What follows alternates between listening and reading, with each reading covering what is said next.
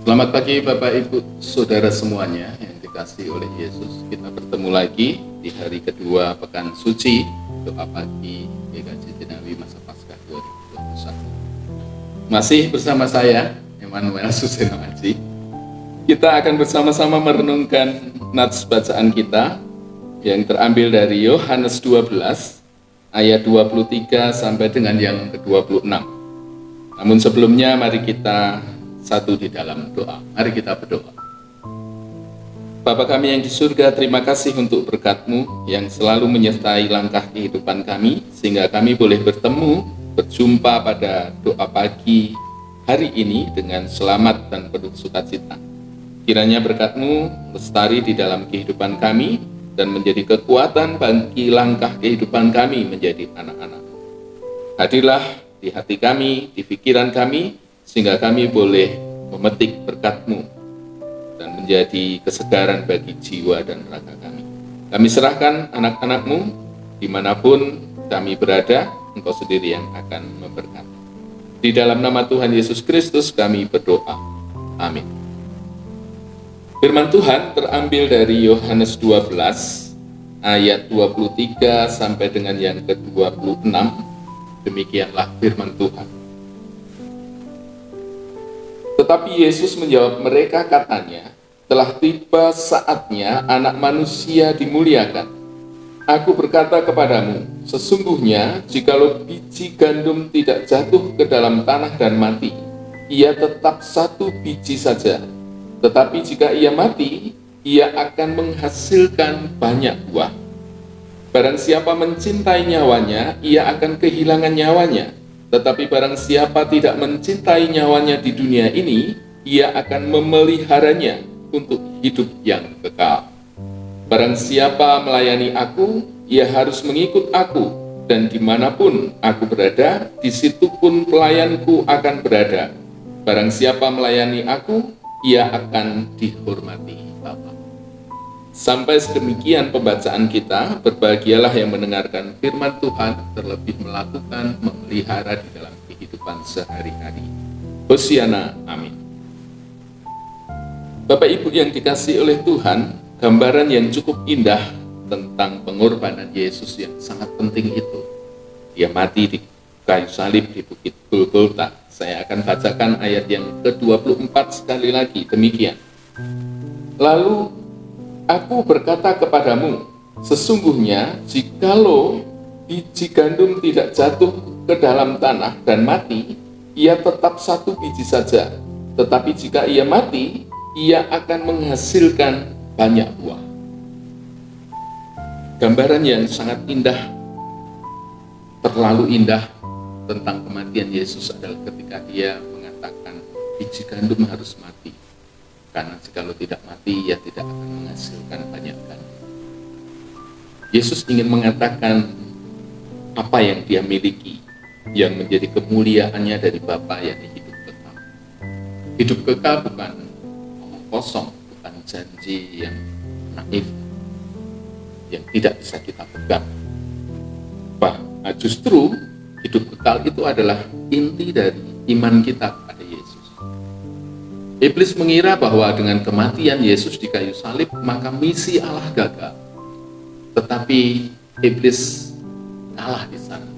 Karena justru di dalam kematian Yesus itu, Allah membangkitkan Yesus. Justru mati, kemudian dia bangkit.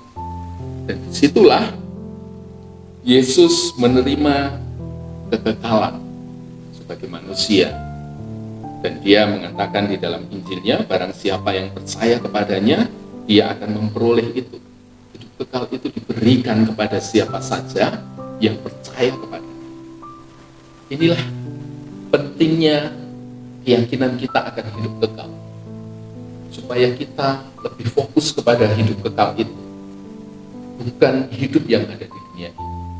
Dia ingin mengatakan, barang siapa yang takut mati, justru akan kehilangan nyawanya, akan mati. Tetapi siapa yang tidak takut mati, justru dia memelihara nyawanya di dalam kerajaan surga. Ini perkataan penting tentang misi dia, tentang kehidupan dia, tentang pengorbanan dia, yakni hidup kekal.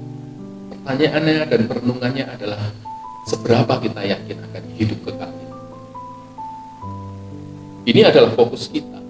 Sehingga ketika kita begitu yakin dengan kehidupan kekal lewat Yesus, kita akan menjadi begitu berani di dalam kehidupan ini. Kita tidak takut kepada kehidupan ini, karena memang prioritas kita adalah kehidupan kekal nanti di surga bersama Kristus. Kita akan ambil resiko untuk iman kita itu, untuk percaya kepada Kristus. Kita tidak akan mudah dibuat takut dengan keadaan, dengan situasi, tetapi sebaliknya kita justru sangat berani untuk masuk ke dalamnya bersama Yesus tentunya di dalam keadaan seperti apa. Dan inilah justru yang dinamakan iman itu tadi.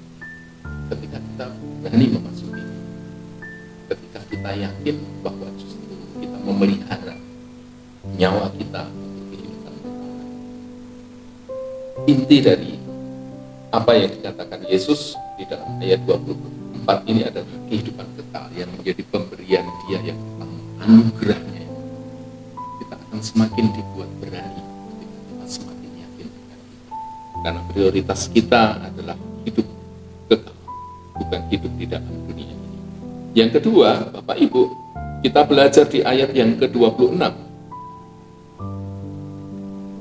bahwa Yesus datang tidak hanya untuk orang Yahudi, tetapi Dia datang untuk semua orang. Barang siapa mau melayani Aku, dia harus mengikut. Arti nyata, arti konkret dari percaya adalah mengikut Kristus, melakukan kehendak-Nya.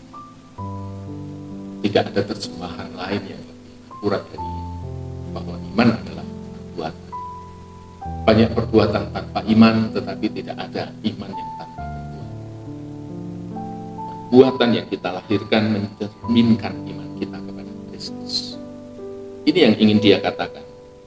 Perbuatan kebaikan adalah cermin dari percaya kita kepada Kristus, dan kaitannya memang dengan kehidupan kekal yang menjadi anugerahnya yang paling besar kepada kita. Hal yang ketiga adalah bahwa Yesus tidak hanya datang untuk orang Yahudi. Dia mengajak kita, kebaikan kita, cinta kasih kita itu untuk semuanya, semua orang. Tidak hanya untuk saudara-saudara kita, tidak hanya untuk orang-orang terdekat kita, tetapi untuk semua orang, bahkan untuk musuh kita. Dan justru dengan seperti itu, kita akan menjadi semakin kuat di dalam kehidupan ini. Kasih itu tidak hanya untuk orang yang menerima apa yang kita lakukan, tetapi ketika kita melakukan kasih, justru berkatnya itu melimpah di dalam kehidupan kita. Memang itu sifat unik dari kasih. Jadi lakukanlah kasih kepada siapapun juga, justru itu akan memperkuat kita, jiwa kita, raga kita, dan kehidupan kita.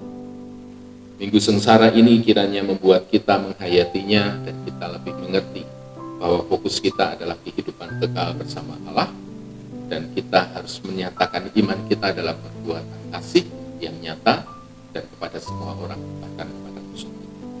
Selamat menjelang hari ini bersama Yesus, selamat berbahagia di dalam setiap situasi.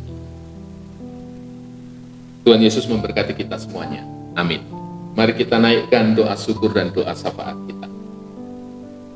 Bapa kami yang di surga, terima kasih untuk firman-Mu pada pagi hari ini, dan boleh menggugah hati kami tentang keyakinan kami akan janji-Mu, kehidupan kekal yang Kau berikan.